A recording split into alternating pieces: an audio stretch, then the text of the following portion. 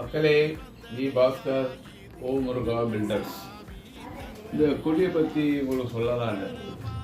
குடி இருந்துட்டா நல்லது கிடையாது, ரொம்ப கெட்டது. அந்த குடியால் இது இழக்கிறது நிறைய.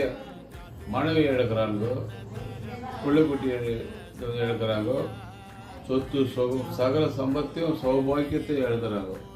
கடைசியில் அவனையே இழந்துடுறான் குடியால். நாட்டுக்கே ராஜாவாக இருந்தாலும் குடிகாரனுக்கு மரியாதை கிடையாது.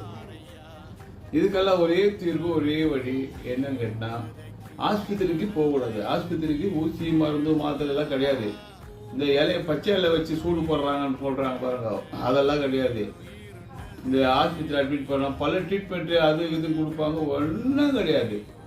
எல்லாமே உங்ககிட்ட தான் இருக்கு, உன் மனசுல தான் இருக்கு. நீ மனசு வச்சாதான் விட முடியும் குடியா.